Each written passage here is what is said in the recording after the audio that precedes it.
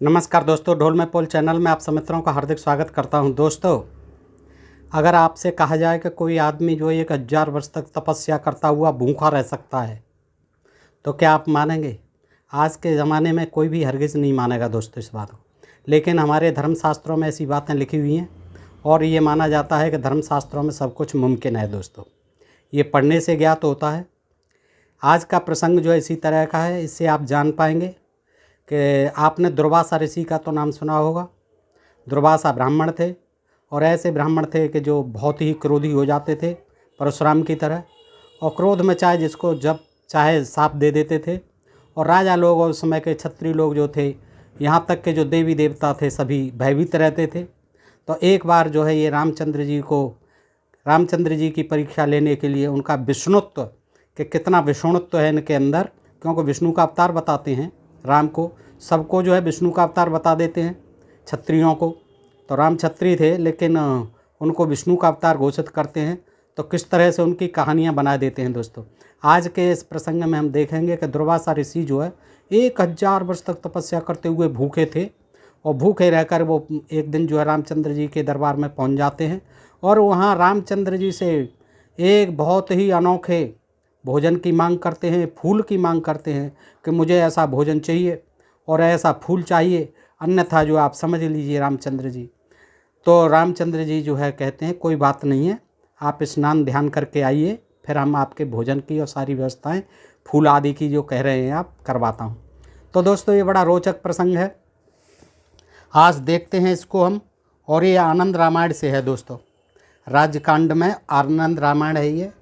ये भी कोई मामूली रामायण नहीं है, बहुत पुरानी रामायण है, वाल्मीकि जी की लिखी हुई बताई जाती है दोस्तों। तो इसमें जो है कहते हैं कि विष्णु जी की विष्णुत्व का परीक्षा करने के लिए रामचंद्र जी के दरबार में दुर्वासा ऋषि जी जाते हैं। कि एक समय जब श्री रामचंद्र जी का दर्शन करने के लिए अपने 60,000 शिष्यों सहित, अकेले नहीं गए, देखिए 60,000 शिष्यों सहित दुर्वासा ऋषि अयोध्या को जा रहे थे।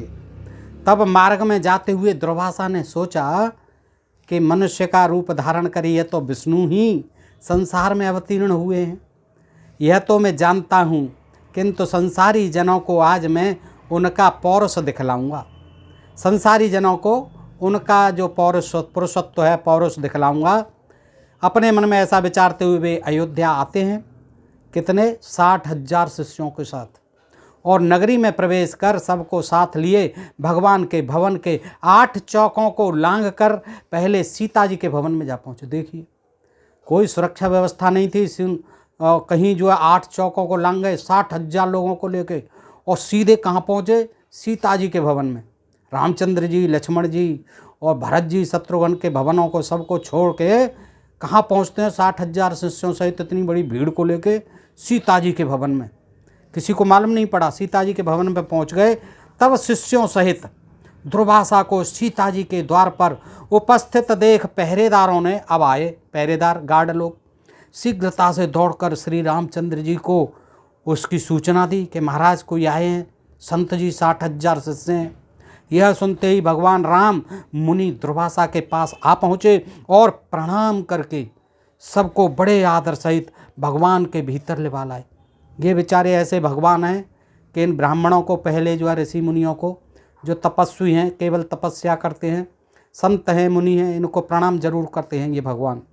और इसीलिए ये रामायण लिखी गई हैं कि ब्राह्मणों को जान लो कि रामचंद्र जी दौड़ दौड़ के आते हैं और चरण वंदना करने लग जाते हैं। दोस्तों, ये देखिए सारी चीज़ें मिलती हैं। तो जैसे ही गार्ड लोगों ने कहा कि राम जी देखिए महाराज कौन आए हैं, तो संत जी के दरबार में वो संत जी को देख करके रामचंद्र जी जो है तुरंत उनको प्रणाम करके और आदर सहित भवन के भीतर लिवा गए। अब अपने भवन के भीतर लिवा ले गए और बैठने के लिए सुंदर आसन दिया। तब आसन पर बैठते ही दुर्वासा ने मधुर वचनों में श्री रामचंद्र जी से कहा कि आज 1000 वर्ष का मेरा उपवास व्रत पूरा हुआ है। देखिए, रामचंद्र जी से कहते हैं कि आज 1000 वर्ष से मैं उपवास रखे हुए हूँ, इस कारण मेरे शिष्यों सहित मुझे भोजन कराइए।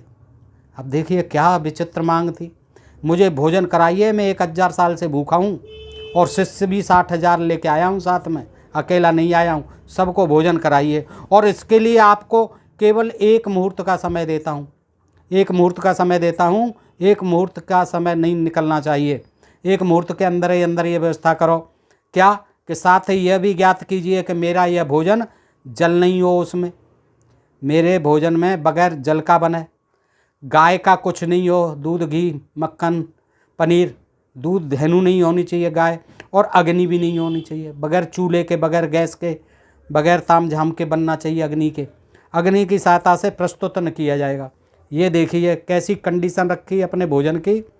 बताया कि मैं 1000 साल से व्रत किए हुए हूँ, उपवास किए हुए हूँ, और आज मैं जो है आपके यहाँ आया हूँ राम जी, तो सोच लो 60,000 शिष्य हैं मेरे साथ, और आपको भोजन कराना है मेरे लिए 1 मुहूर्त में, वो भी, और ये भोजन भी जल रहित हो, गाय की कोई सामग्री नहीं हो और अग्नि भी नहीं लगे। क्या विचित्र भोजन की मांग कर डाली। देखिए राजा लोगों से, क्षत्रिय लोगों से ये जो है ब्राह्मण ऋषि मुनि ऐसी ही मांगें करते थे, उनको भयभीत करते रहते थे, और उनको ये भी कहते थे कि अभी साप दे देंगे, उन्हें पता था। और दुर्वासा तो बहुत बड़े क्रोधी थे, तुरंत साप देते थे। तो अब रामचंद्र जी क्या कहते हैं सुन के, कि केवल 1 मुहूर्त में ही मेरी इच्छा अनुकूल वह भोजन, जिसमें विविध प्रकार के पकवान भी प्रस्तुत होंगे, अन्न भी होंगे विविध तरह के, मुझे प्राप्त हो जाना चाहिए। इसके अतिरिक्त यदि तुम अपने गृहस्थ धर्म की रक्षा चाहो तो शिव पूजन निमित्त मुझे ऐसे पुष्प मंगवा दो कि जैसे पुष्प यहाँ तक अब तक किसी ने देखे नहीं होंगे, देखे नहीं हो। ये दूसरी मांग थी कि मैं अभी नहा धो के आता हूँ, शिव जी की पूजा याचना करूँगा, और उसके लिए मुझे ऐसे फूल मंगवाओ जो पृथ्वी पर किसी ने देखे नहीं हो, ऐसे फूल मंगवाओ। यदि यह तुम्हारा किया न हो सके तो मुझे स्पष्ट कह दो। अगर आप नहीं कर सकें, असमर्थ हैं इन दोनों मांगों को पूरी करने में भगवान राम, तो आप मुझसे अभी स्पष्ट मना कर दो कि मैं इसमें असमर्थ हूँ, मैं चला जाऊँगा। तब मुनि की इस बात को सुनकर श्री रामचंद्र जी ने मुस्कराते हुए नम्रता से कहा, महाराज भगवान, मुझे आपकी यह आज्ञा स्वीकार है। तब राम की बात सुनकर दुर्वासा ने प्रसन्न होकर कहा, मैं सरयू में स्नान कर अभी तुम्हारे पास आता हूँ, शीघ्रता करना। हमारे लिए सब सामग्रियों को प्रस्तुत करने के लिए अपने भाइयों तथा सीता को शीघ्रता के लिए कह देना। रामचंद्र ने कहा, अच्छा आप जाइए, सरयू स्नान करके आइए, आपको सब कुछ तैयार मिलेगा। दुर्वासा जी स्नान करने चले गए। राम चिंतित हो। अब राम जी बोले कि 1 मुहूर्त का समय है, और ऐसा कौन सा भोजन है जिसमें जल नहीं हो, अग्नि नहीं हो, गाय का कोई चीज़ नहीं हो, दूध घी, और फूल भी ऐसा जो पृथ्वी पर नहीं हो। अब चिंता करने लगे। लक्ष्मण आदि का भ्राता जानकी और कुश आदि बालक सबके सब व्याकुल हो राम की ओर निर्निमेष दृष्टि से देखने लगे कि मुनि ने तो इस प्रकार की सब अद्भुत वस्तुएं मांगी हैं। सभी विचार मंथन करने लगे। लवकुश, राम, भरत, शत्रुघ्न सभी बैठ करके, सीता आदि। तो इसके लिए देखें कि भगवान क्या करते हैं। सोचने लगे कि अब रामचंद्र जी कैसे करेंगे इसका प्रबंध, क्योंकि बिना अग्नि, जल और बिना गौ के उनके लिए किस प्रकार से भोजन प्रस्तुत करते हैं। तब रामचंद्र जी ने लक्ष्मण से एक पत्र लिखवाया कि लिखिए पत्र। पेन कलम कागज मंगाया और रामचंद्र जी बोलते गए, लक्ष्मण से कह रहे हैं कि लिखो। कि फिर उस पत्र को अपने बाण में लिखवाया। फिर उस पत्र को देखिए, मैसेंजर देखिए कैसे पहुंचाया, उस पत्र को कहाँ पहुंचाया। उस पत्र को लक्ष्मण ने लिखा और बाण में बांधा। बाण में बांधकर धनुष चढ़ाया, और धनुष चढ़ाया और छोड़ दिया। क्या कमाल था। देखिए, मैसेंजर तुरंत टेलीग्राम पहुंचाते हैं लिख करके। बाण में बांधकर धनुष चढ़ाया और छोड़ दिया। वह बाण वायु वेग से उड़कर कहाँ पहुंचा? अमरावती में इंद्र की सुधर्मा नामक सभा में जाकर उनके सामने गिर पड़ा। कितना देखिए समझदार था। बाण जो है कितना अच्छा, उसमें रिमोट लगा होगा कि कहाँ भेजा था उसको वहीं पहुंच गया तुरंत। कहाँ? कि इंद्र की सुधर्मा नामक सभा में। सुधर्मा नामक सभा थी, उसमें इंद्र महाराज बैठे थे अमरावती में, और उनके सामने ही गिरा जा करके वो बाण। उस बाण को देखकर इंद्र व्याकुल हो गए। निश्चित है व्याकुल होना ही था कि भाई ये बला कहाँ से आ गई, ये किसका बाण है, मिसाइल की तरह काम कर रहा है वो बाण, देखिए। फिर उठाकर जो देखा तो उस पर राम का नाम अंकित था बाण पर। बाण को उठाया और उन्होंने देखा राम का नाम लिखा हुआ था। फिर उसमें बांधे पत्र को खोलकर पढ़ा, वो तो पढ़ना ही था पत्र जो है। पत्र खुलते ही हुआ बाण फिर वहाँ से उड़कर राम के तरकस में आ घुसा। देखिए, वहाँ से नहीं बाण पर चढ़ाया, वो बाण उसका काम हो गया, पत्र खोल के पढ़ लिया इंद्र ने और तुरंत फिर आ गया वापस। देखिए क्या थी टेक्निक, आज भी नहीं है ऐसी टेक्निक। चल तो जाती हैं मिसाइल, जहाँ भेजो वहाँ पहुँच जाती हैं, लेकिन वापस आकर के वहीं नहीं घुसती जहाँ से छोड़ी गई थी, रॉकेट लॉन्चर से, मिसाइल लॉन्चर से, पैड से। फिर उठाकर जो देखा तो उस पर राम का नाम अंकित था। फिर उसमें बांधे पत्र को खोलकर पढ़ा, पत्र खुलते ही हुआ बाण फिर वहाँ से उड़कर राम के तरकस में आ घुसा। देखिए क्या विचित्र विचित्र अच्छी अच्छी मनोरंजन बातें हैं। उधर इंद्र ने इस पत्र को सभा में बैठे हुए सब देवताओं को सुनाया। सब देवताओं को सुनाते हैं इंद्र भगवान। उसमें लिखा था, इंद्र स्वर्ग में सुखी रहो। रामचंद्र जी ने लिखा था, इंद्र तुम स्वर्ग में सुखी रहो, मैं सर्वदा तुम्हारा स्मरण करता हूँ, तुम्हारी याद करता रहता हूँ, परंतु तुम्हें एक आज्ञा देता हूँ। आज 1000 वर्ष के भूखे हुए दुर्वासा मुनि अपने 60,000 शिष्यों के साथ मेरे यहाँ पधारे हैं। वे ऐसा भोजन चाहते हैं जो गऊ, जल अथवा अग्नि के द्वारा सिद्ध न किया हो। इसके साथ ही उन्होंने शिव पूजन के लिए ऐसे पुष्प मांगे हैं जिन्हें कि अब तक मनुष्यों ने न देखा हो, यानी मृत्यु लोक में हो ही नहीं ऐसे फूल। तो मैंने उनकी यह मांग स्वीकार कर ली है इंद्र। वे सरयू में स्नान करने को गए हैं, इसलिए तुम शीघ्र ही कल्प वृक्ष और पारिजात जो क्षीर सागर से निकले हैं। देखिए वृक्ष भी क्षीर सागर से मंथन में निकले थे। कौन कौन से? कल्प वृक्ष और पारिजात। पारिजात तो इसी को कहते हैं दोस्तों, हरसिंगार को, आपने देखा ही होगा। लेकिन कल्प वृक्ष जो है उसको पीपल का वृक्ष बताते हैं, शायद कोई और होता होगा, लेकिन आज कल्प वृक्ष को पीपल का वृक्ष बताया जाता है। तो इसलिए तुम शीघ्र ही कल्प वृक्ष और पारिजात जो क्षीर सागर से निकले हैं क्षण मात्र में सादर मेरे पास भेज दो। देखिए इंद्र ले गया था उनको, समुद्र मंथन में निकले थे ये वृक्ष दोनों, बहुत सी चीज़ें निकली थी। इसके लिए रावण के संहारक मेरे बाणों की प्रतीक्षा न करना, और धमकी भी दी रामचंद्र जी ने कि जो रावण मैंने मारा है जिन बाणों से, उनके लिए प्रतीक्षा मत करना, फिर तुम नहीं भेजो जल्दी। यह पत्र देवताओं को सुनाकर इंद्रदेव तत्क्षण उठ पड़े और कल्प वृक्ष और पारिजात को साथ ले उखाड़ा होगा, कहीं लगे होंगे, देवताओं सहित चलो बैठो सब देवता, और विमान में बैठ अयोध्या में आ पहुँचे। वृक्षों को रख लाए विमान में, सभी देवताओं को बिठा लाए। क्या बड़ा विमान रहा होगा देखिए, वृक्ष भी उखड़े आए, वृक्ष लेके आ गए फौरन। लक्ष्मण ने इंद्र का स्वागत किया। देखते इंद्र राम के पास पहुँच पारिजात और कल्प वृक्ष को राम को अर्पण किया। इतने में ही सरयू तट से दुर्वासा ने अपने एक शिष्य को, अपने दूत को, एक शिष्य को राम के पास भेजा। दुर्वासा ने कि तुम जाकर देखो तो सही कि राम इस समय कर क्या रहे हैं। मैंने जो आज्ञा दी है उसके अनुसार कुछ अन्न अब तक बना भी है कि नहीं, अब तक वैसे ही चिंतामग्न हैं या कुछ कर रहे हैं। यदि मेरी आज्ञा अनुसार पकवान प्रस्तुत कर रहे हैं तो अब तक कितनी सामग्री तैयार हुई है। यह सब तुम चुपके से देखकर मेरे पास आ। भूख से बिलबिला रहे हैं, और क्यों न बिलबिलाएं, 1000 साल जो हो गई भूखे। तो एक शिष्य को भेजते हैं कि जाके देख के आइए वहाँ का क्या हालचाल है, आंखों देखा वर्णन सुनाना, कैसी तैयारियां चल रही हैं भोजन की, कितना बन चुका है। तो जो आज्ञा ऐसा कहकर वो शिष्य राम के भवन में आता है। देखा तो कल्प वृक्ष और पारिजात से युक्त देवताओं की मंडली में राम विराजमान हैं। यह देखकर उस शिष्य ने शीघ्र ही दुर्वासा के पास जाकर वह समाचार कह सुनाया। शिष्य की यह बात सुन दुर्वासा को बड़ा आश्चर्य हुआ। स्नान कर शिष्यों को साथ ले दुर्वासा ऋषि श्री रामचंद्र जी के सुंदर भवन में आ पहुँचे। दुर्वासा जी को आया देख देवताओं सहित राम ने उठकर उन्हें तथा उनके सब शिष्यों को बड़े आदर के साथ प्रणाम किया और उत्तम आसन पर बिठाकर सीता तथा लक्ष्मण आदि के साथ उनकी पूजा की। देखिए ऐसे थे हमारे भगवान राम, किन ब्राह्मणों की जो है बिठाल बिठाल के आसनों पर बार बार चरण वंदना करते रहे बेचारे, लक्ष्मण और सीता सहित। देखिए कितने महान थे हमारे राम भगवान।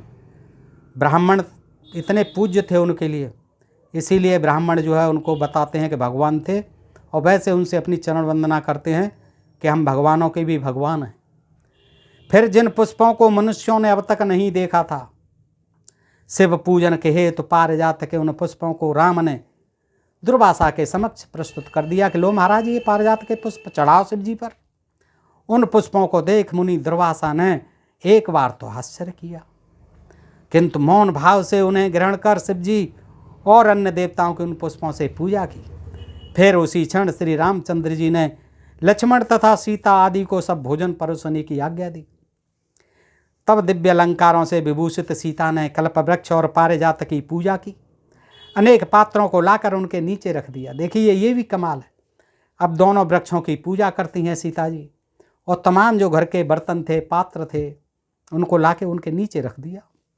और वह प्रार्थना करती हुई इस प्रकार बोली कि हे क्षीर सागर से उत्पन्न होने तथा देवताओं के मनोरथों को पूर्ण करने वाले कल्प वृक्ष। कहीं तो गाय देती थी, लेकिन गाय की मना कर दी, भोजन बना देती थी, जैसे वशिष्ठ ने बनवा दिया था विश्वामित्र के शिष्यों के लिए कामधेन से, कपिला गाय से। लेकिन यहाँ जो है अब कल्पवृक्ष का कमाल देखिए आप। तो सीता जी प्रार्थना कर रही हैं, हे क्षीर सागर से उत्पन्न होने तथा देवताओं के मनोरथों को पूर्ण करने वाले कल्पवृक्ष, आज शिष्यों सहित हमारे यहाँ आए हुए दुर्वासा को तुम संतुष्ट कर दो, यानी कि भरपेट भोजन करा दो 60,000 शिष्यों सहित। तब सीता के इस प्रकार कहते ही कल्पवृक्ष ने पल मात्र में वहाँ रखे हुए करोड़ों पात्रों को अनेक प्रकार की खाद्य सामग्रियों से पूर्ण कर दिया। आप ढूंढो उसको कहाँ है कल्पवृक्ष। भोजन का संकट ही नहीं रहेगा, तमाम जो होटल ढाबे सब बेकार हो जाएंगे, सब जो उसी के नीचे बैठ करके बर्तन रख दिया करेंगे, भर जाया करेंगे, पता नहीं कहाँ है वो कल्पवृक्ष। देखिए करोड़ों पात्र और अनेक प्रकार की खाद्य सामग्रियों से भर दिए कल्पवृक्ष ने। फिर तो उन सब अन्नों को उर्मिला सहित, ये लक्ष्मण की पत्नी थी, उर्मिला सहित सीता ने सुवर्ण के सोने के पात्रों में रख रख कर दुर्वासा जी के समक्ष परोस दिया। आ गई मौज दुर्वासा जी की। फिर तो रामचंद्र से निवेदित दुर्वासा ने अपने शिष्यों के साथ बड़े प्रेम से वह सब भोजन किया। फिर हाथ मुंह धो, तांबूल पान आदि खाया, चबाया, दक्षिणा भी ली रामचंद्र जी से। फिर उन देवताओं के समक्ष ही दुर्वासा ने वेद वाक्यों द्वारा राम की सविस्तृत स्तुति की, और सानंद गदगद वाणी में उन्होंने रामचंद्र जी से कहा कि हे कमल नेत्र राम, आप साक्षात जगदीश्वर हैं। रावण के विनाशार्थ ही आप इस पृथ्वी पर आए थे। संसारी जनों को दिखाने के लिए ही मैंने आपसे इस प्रकार के भोजन की याचना की थी। मैं दिखाना चाहता था आपका पुरुषार्थ संसार के लोगों को, इसलिए मैंने ऐसे भोजन की याचना की थी कि जो गौ, जल और अग्नि द्वारा सिद्ध न हो, तथा मनुष्यों ने जिन फूलों को न देखा हो, उसे शिव पूजन हेतु उन पुष्पों की याचना की थी। किंतु मैंने देखा कि आपके लिए कुछ भी दुर्घट नहीं है, कुछ भी असंभव नहीं है। आपकी एक भ्रुकुटी पर ब्रह्मादिक देवताओं का भी विनाश और उद्भव हो सकता है। देखिए कितना चढ़ा रहे हैं, अपने पैर पुजा रहे हैं और उनको ब्रह्मादिक देवताओं के विनाश और उद्भव का कारण बता रहे हैं। हे राम, आप वही हैं जब कि आपने यह देखा कि क्षीर सागर में मंदराचल डूब रहा है। अब विष्णु से जोड़ रहे हैं। हे राम, आप वही हैं जब कि आपने यह देखा कि वो क्षीर सागर में मंदराचल डूब रहा है। तब कूर्म रूप धारण कर आपने उसे पीठ पर उठा लिया था, क्योंकि विष्णु ब्राह्मण है और ब्राह्मण बनाने के लिए ये सारे जो है सबको ब्राह्मण बनाया है अवतारों को, चाहे वो क्षत्रिय हों चाहे कोई भी हो।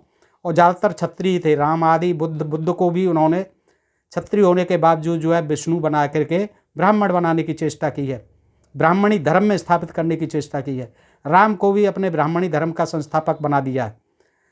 तो देखिए कहाँ राम कहाँ विष्णु, उनके कारनामे अलग थे। विष्णु पुराण में अलग है, रामायण अलग है, अलग जन्म हुआ है उनका, सत्ययुग में हुआ उनका त्रेता। विष्णु और बुद्ध भगवान का तो अब हुआ, जबरदस्ती जो विष्णु बनाए दे रहे। तो देखिए क्या कहते हैं कि राम आप वही हैं। अब जैसे राम को तो कुछ पता ही नहीं है, याद दिला रहे हैं कि आप तो वही हैं। अब मैंने पहचान गया जबकि आपने यह देखा कि अब क्षीर सागर में मंदराचल डूब रहा है, तब कूर्म रूप यानी कच्छप रूप कछुआ बनकर आपने उसे पीठ पर लाद लिया था मंदराचल को। यह आप ही की सहायता थी जो उन देवताओं ने क्षीर सागर से 14 रत्न निकाले थे। कौन कौन से रत्न निकाले थे वो भी बता रहे हैं। लक्ष्मी, सोम, कामधेनु, कौस्तुभमणि, अमृत, विष, ऐरावत, अप्सराएं, कल्पवृक्ष, धन्वंतरी, सुरा, ये मदरा, सुरा भी निकली थी, अमृत भी निकला था, अमृत देवताओं को पिला दिया था, सुरा जो है दैत्यों को पिला दी थी, और विष जो निकला था जहर वो शिव जी को पिला दिया था, नीलकंठ बन गए। उच्चैश्रवा घोड़ा था, पारिजात ये वृक्ष था। इन 14 रत्नों को, कल्पवृक्ष और पारिजात ये 2 वृक्ष, इन 14 रत्नों को, ये 14 रत्न बताए जाते हैं। मदरा भी रत्न है दोस्तों, देख लो, और सुर पीते थे इसलिए सुरा कहलाती है। इन 14 रत्नों को आपने 14 देवताओं को दे दिया, ये 14 देवताओं को दे दिए थे ये 14 रत्न। ये आप ही की कृपा है कि वे लोग सानंद उसका उपभोग कर रहे हैं। 14 देवता, कोई सुरा पी रहा है, कोई अमृत पी रहा है, कोई विष पी रहा है शिव जी की तरह, कोई अप्सराओं को भोग रहा है इंद्र की तरह। कल्प वृक्ष और ये सब इंद्रलोक में अमरावती में स्थित हैं। और कपिल गाया, ये कामधेनु गाय, उच्चैश्रवा घोड़ा, ये भी इंद्र के पास है, ज़्यादातर ये इंद्र के पास थे। शंकर आदि सब देवता आपकी आज्ञा का पालन करते हैं। देखिए, शंकर जी को भी रामचंद्र जी की आज्ञा का पालन करते हैं, क्योंकि विष्णु, रामचंद्र जी नहीं, विष्णु की बात हो रही है। अब आप ही संसार में सब प्राणियों के जीवनोपाय हैं। राम तो पीछे चले जाते हैं, गौण हो जाते हैं। तब यदि आपने हमारी इच्छानुसार भोजन की सब सामग्रियां प्रस्तुत कर दी तो इसमें कोई आश्चर्य नहीं, आप विष्णु हैं, राम नहीं। मैं तो इन साधारण मनुष्यों को आपका यह कौतुक दिखाना चाहता था, उसे दिखा दिया। तो ठीक है, बार बार क्यों कह रहे हो दुर्वासा जी, आपने दिखा दिया, बड़ा तीर मार लिया। किंतु मेरे विचार से तो हे राम, आप ही समस्त, अब राम पे आ गए, हे राम आप ही समस्त संसार के रक्षक, सृष्टा और संसार के कर्ता हैं। मुझे तो एक आप ही की गति है, अतः मुझसे यह जो कुछ भूल हुई है, त्रुटि हुई है, उसे आप क्षमा करें। अब देखिए, सब कुछ करा लिया, धमकी भी दे डाली कि एक मुहूर्त में हो जाए, ये देख लीजिए, अन्यथा मना कर दीजिए। अब जो है क्षमा भी मांग रहे हैं, बड़ी बड़ी बातें कर रहे हैं, विष्णु से तुलना कर रहे हैं। इस प्रकार की बहुत सी स्तुति कर दुर्वासा ने श्री रामचंद्र जी को प्रणाम किया। रामचंद्र जी को भी प्रणाम करना ही था, इतना सब कुछ कर दिया, और आज्ञा ले शिष्यों सहित अपने आश्रम को प्रस्थान किया। फिर श्री रामचंद्र जी ने उन देवताओं से कहा कि कल्प वृक्ष और पारिजात को ले जाओ भैया, अब आप लोग भी अपने लोग को जाओ, अब मेरा तो काम हो गया, ले जाओ, नहीं यहाँ कौन संभालेगा, ले जाओ वापस। देवता इंद्र आदि से कहा। तब बृहस्पति आए थे, बृहस्पति देवताओं के गुरु, वो कहने लगे कि हे स्वामी, जब तक आप भूमंडल पर रहेंगे तब तक ये दोनों भी अयोध्या में रहेंगे, जब तक आप अयोध्या में हैं तब तक ये दोनों वृक्ष अयोध्या में रहेंगे, और जब आप यहाँ से चले जाओगे कहाँ, बैकुंठ धाम को जाने लगोगे, तब ये भी आपके साथ चले जाएंगे। राम ने देवगुरु बृहस्पति की यह बात भी स्वीकार कर ली। देवताओं ने उन दोनों को पुष्पक में रख लिया और भगवान को प्रणाम किया। देखिए, वो मानी नहीं बात, रख लिया देवताओं ने, छोड़ा नहीं, पुष्पक में लाए थे, पुष्पक विमान में रख लेते हैं, भगवान को प्रणाम करते हैं। और राम द्वारा पूजित, राम ने भी पूजा की, सबकी पूजित होकर सभी देवता अपने अपने लोक को चले गए। इस प्रकार कल्पवृक्ष और पारिजात ये दोनों स्वर्ग से मृत्यु लोक में आए। तुम्हारे प्रश्न का जो उत्तर था, अपने शिष्य से कहते हैं विष्णुदास जी कि मैंने ये आपको बता दिया, तभी से वे दोनों देव वृक्ष पुष्पक में विराजमान हैं, तभी से वो अभी तक पुष्पक विमान में ही रखे हुए हैं। साकेत अयोध्या में सीता सहित राम उसी के नीचे दिव्य पर्यंक पर विहार करते हुए विविध सुखों को भोग करते रहे। इसी कारण सहस्त्रनाम के संकेत में मैंने कल्प वृक्ष के नीचे विराजमान राम का ध्यान करने की बात कही है। तो दोस्तों, इस तरह से आपने देखा यह आनंद रामायण में कितना विचित्र प्रसंग था, और मैं समझता हूँ कि आपको पसंद ज़रूर आया होगा। दोस्तों, ये बातें जो है हमारे धर्मशास्त्रों में ज्ञान विज्ञान बताई जाती हैं, और हम देखते हैं कि कितना ज्ञान विज्ञान है कि 1000 साल तक भूखे रह सकते थे दुर्वासा जी और जैसे ऋषि, और फिर जो है वो अनोखी अनोखी मांग करते थे, और रामचंद्र जी जो है उसको मांग को पूरा करते हैं। किस तरह से सारे देवता आ जाते हैं, किस तरह से बाण से लेटर पहुंच जाता है अमरावती में। तो दोस्तों, ये बड़ा रोचक प्रसंग था। बताइए आपको कैसा लगा। अच्छा लगा हो तो मित्रों को अधिकाधिक शेयर करें, और जिन मित्रों ने अभी तक ढोल में पोल चैनल को सब्सक्राइब नहीं किया है वो सब्सक्राइब कर लें। दोस्तों, ऐसे ही प्रसंग सुनते रहने के लिए आप सबका हृदय से आभार। नमस्कार, जय भारत, जय इंडिया। दोस्तों।